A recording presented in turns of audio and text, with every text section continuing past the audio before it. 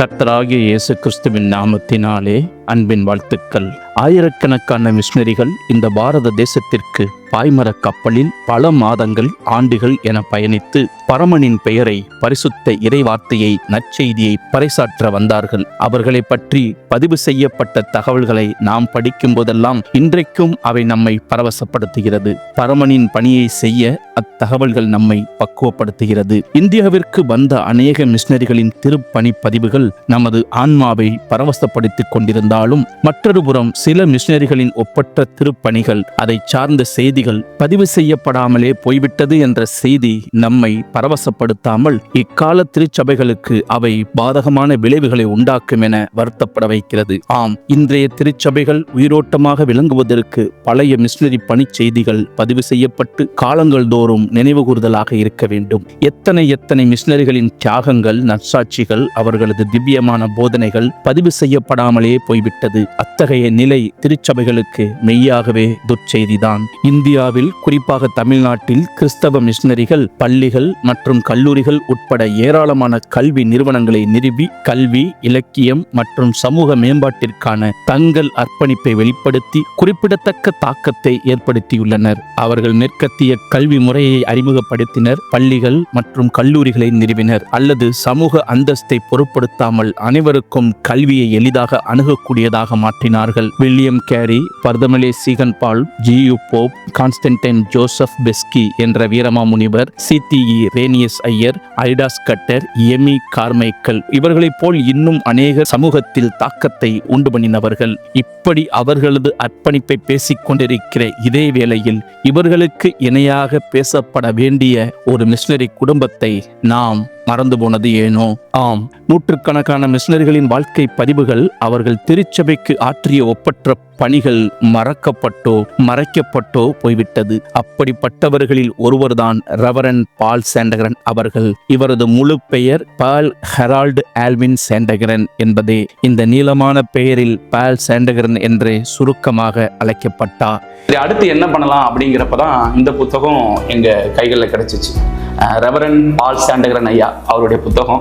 இதை படிச்சு பார்த்து ரொம்ப ஆச்சரியமான விஷயம். சரி, இவரை பத்தி தெரிஞ்சுக்கலாமே, இதுக்கு முன்னாடி யாராவது இவரை பத்தி சொல்லியிருக்காங்களா அப்படின்னு சொல்லிட்டு சரி அவரோட போட்டோஸ் கிடைக்குமா அப்படின்னு பார்க்குறப்ப 1-2 போட்டோஸ் அப்படிதான் இருந்துச்சு. யாராவது இவரை பத்தி சொல்லியிருக்காங்க அப்படின்னு யூடியூப்ல போய் பார்க்கலாம் அப்படின்னு பார்த்தா உண்மையிலேயே ரொம்ப ஆச்சரியமான விஷயம். யாருமே இவரை பத்தி சொல்லலை. எந்த இன்ஃபர்மேஷனுமே யூடியூப்ல இருந்து எங்களால் எடுத்துக்க முடியல. ஒருவேளை எங்களுக்கு தெரியலையான்னு தெரியல. இவங்களோட குடும்பம், தாத்தா, அவங்க அப்பா, அவங்க அம்மா, 2 அண்ணன்க, 2 அண்ணன்கூட மனைவி, 2 சகோதரி, அப்புறம் இவர் மனைவி, இப்படி 12 பேர் தமிழ்நாட்டில் ஊழியம் பண்ணியே விதைக்கப்பட்டிருக்காங்க. 327 வருஷம் அவருடைய சொந்த பந்தங்கள். நீங்க இப்ப ஸ்கிரீன்ல பாக்குறது அவரோட குடும்பத்தோட புகைப்படம்.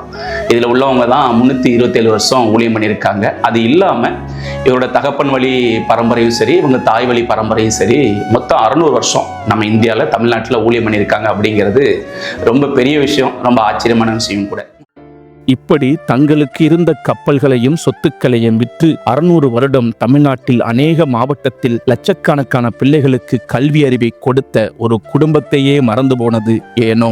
அவர்கள் குடும்பத்தில் அனைவருமே கல்வி கண் திறந்த காமராஜர்கள்தான். தரங்கம்பாடி முதல் ராமேஸ்வரம் வரை, திருச்சி, கடலூர், கோயம்புத்தூர், மதுரை ஆகிய தமிழகத்தில் அநேக இடங்களில் ஊழியம் செய்தார்கள். பள்ளிகளை உருவாக்கினார்கள், கல்விகளை கற்றுக் கொடுத்தார்கள். இப்படி ஊழியம் செய்த இந்த குடும்பத்தைச் சேர்ந்த பால் சாண்டகரன் ஐயா நீங்கள் பார்க்கிற இந்த இடத்தில் புதைக்கப்படவில்லை, விதைக்கப்பட்டார். ஆனாலும் ஒரு சிறு இடத்தில் சுருக்கப்பட்டுள்ளார் என்பதுதான் வேதனை. நீங்கள் பார்க்கிற இந்த கல்லறையின் ஓரத்தில் சில பெயர் தெரியாத மிஷனரிகளும் விதைக்கப்பட்டுள்ளனர். ஆனால் அந்த தடங்கள் கூட தெரியாமல் மறைந்துவிட்டது.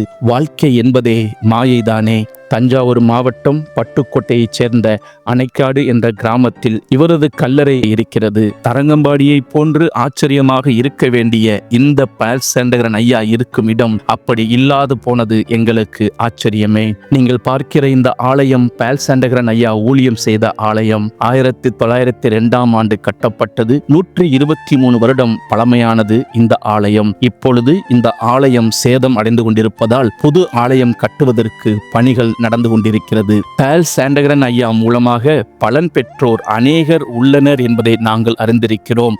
அநேக தேசத்தில் அவர்கள் வாழ்ந்து கொண்டிருக்கிறார் என்பதையும் நாங்கள் எங்கள் காதார கேட்டிருக்கிறோம். அப்படி அவரால் பலன் பெற்ற யாராவது இந்த காணொளியை பார்த்து கொண்டிருந்தீர்களானால் உங்களால் முடிந்த உதவிகளை செய்யுங்கள். இதை பார்த்து கொண்டிருக்கிற மற்றவர்களும் உங்களுக்கு தேவன் கொடுக்க ஏவினால் கொடுத்து உதவுங்கள். கர்த்தர் நாமம் மகிமைப்படும். ஜூபிட்டர் சார்பாக எங்களால் முடிந்ததை கொடுக்க நாங்கள் பொருத்தனை பண்ணியிருக்கிறோம். ஆலயங்களுக்கு கொடுத்து உதவுவோம். ஏனென்றால் ஆகாய 2:9 சொல்லுகிறது, முந்தின ஆலயத்தின் மகிமையை பார்க்கிலும் இந்த பிந்தின ஆலயத்தின் மகிமை பெரிதாய் இருக்கும் என்று சேனைகளின் கர்த்தர் சொல்லுகிறார். இவ்விடத்திலே சமாதானத்தை கட்டளையிடுவேன் என்று சேனைகளின் கர்த்தர் உரைக்கிறார் என்று சொல்லப்பட்டுள்ளது. இப்படி இந்த ஆலயத்தின் மகிமை பெரிதாயிருக்கட்டும். பால் சாண்டகரன் அவர்களின் குடும்ப வாழ்க்கை வரலாறை 11 பாகங்களாக வெளியிட்டுள்ளோம். அதன் லிங்கை டிஸ்கிரிப்ஷனில் தருகிறோம். பார்க்காதவர்கள் பார்க்கும்படியாய் தயவாய் கேட்டுக்கொள்கிறோம்.